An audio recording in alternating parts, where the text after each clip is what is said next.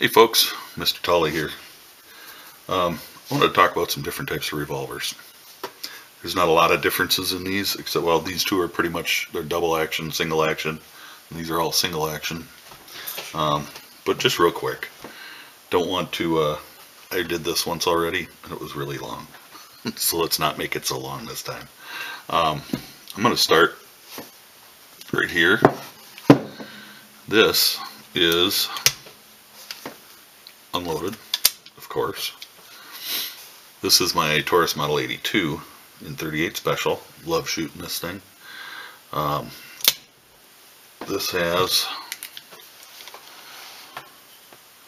This is a transfer bar action. When you cock it, that flat piece there comes up. Let's see if I can show you that before it comes up. Probably not.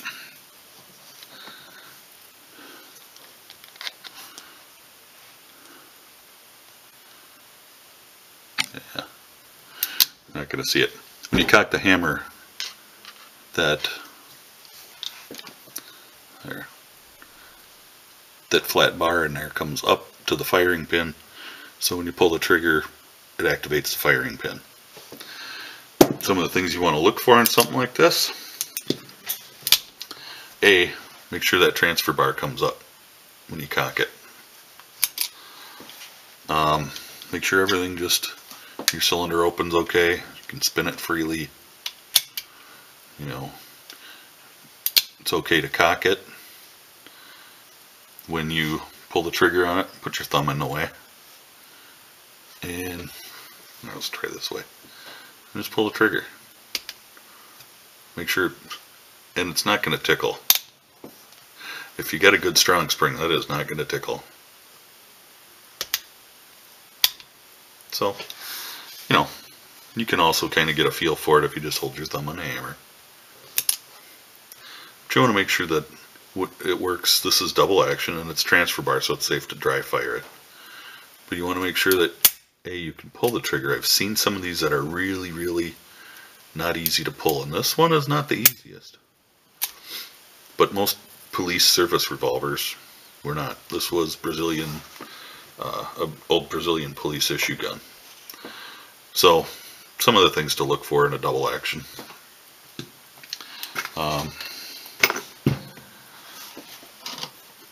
These are all different in at least one way.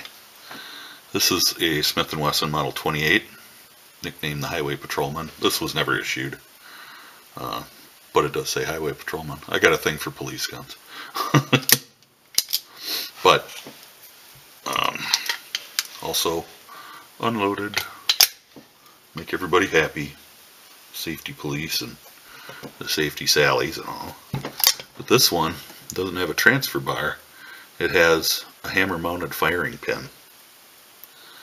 So you want to make sure that firing pin looks like it's in good shape.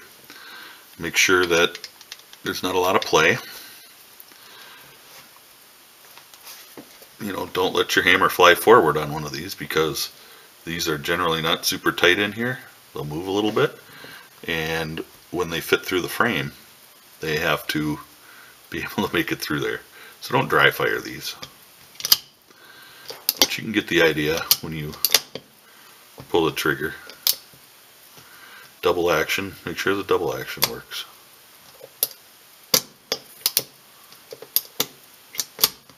And that it feels good for you.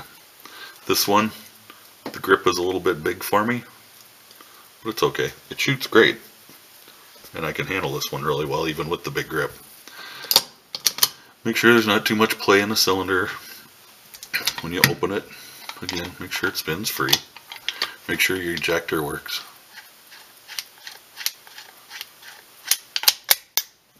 There you go. That is your double actions. Pretty much a double action revolver is a double action revolver. Most of them have the transfer bar now. The Smith & Wesson didn't, but it's a much older gun. Well, it and the Taurus are about the same age. But then you get into your single actions. Now these, you can pull the trigger all day long and they're not going to go off. unless you cock it first. So you want to make sure that it cocks. You want to make sure that the hammer releases when you pull the trigger. Again, this one has the frame mounted firing pin, no transfer bar. I suppose we should make sure that everybody knows it's unloaded. Make sure that the loading gate operates. This type of a single action needs to go to half cock so that you can rotate the cylinder for loading purposes. And you never want to carry 6 rounds in here. You never want to carry a live round under the hammer of one of these. So there are some tricks that you learn how to load them so that you don't run into that problem. Make sure everything rotates good, feels good. Yeah. And the appearance, look for any, wipe it off. Make sure that it's just in general, that it's in nice shape. This one is brand new and unfired. Next, we'll look at my Ruger new model Blackhawk. And I say new model because this does have the transfer bar, and it is safe to carry with 6 rounds in it because of that transfer bar. I don't have to half cock. When I open the gate, it makes it so I can freely spin the cylinder. It's empty. Make sure that when you line it up, that your ejector is gonna, let's see, probably a better way to show that the ejector comes all the way through and will do its job. Again, make sure that it cocks well and that the cylinder rotates when you cock it. It should rotate 1 space. Yeah, pretty much that's it. This one I have a different grip on it, and it's just because it is a 41 Magnum, and this thing's got a heck of a bark to it.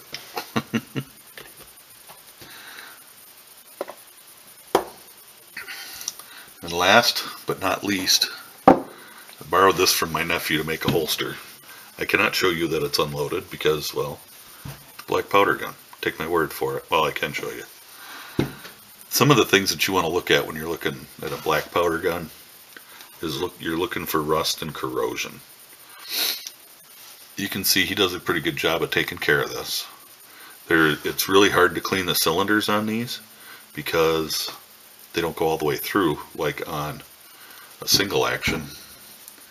If we take my Ruger, open the gate,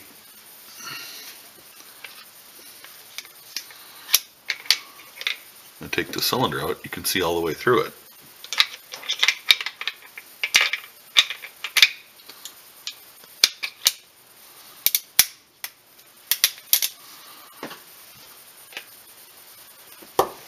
On this, it's a little more work.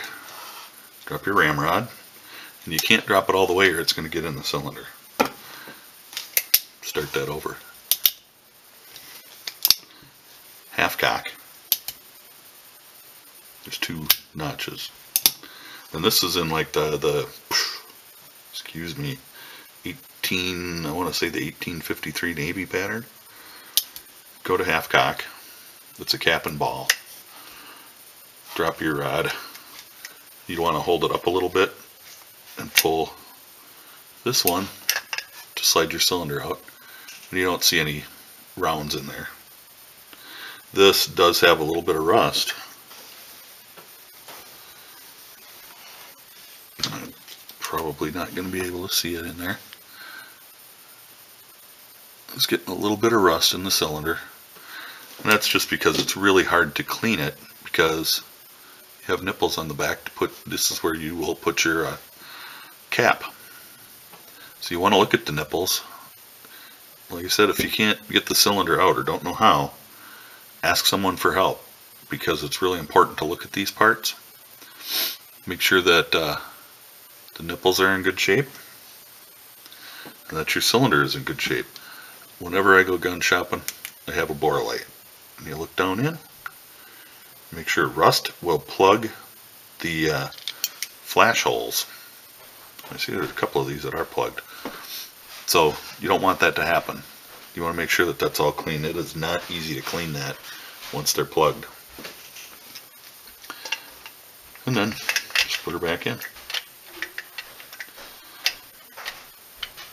Come on, there we go.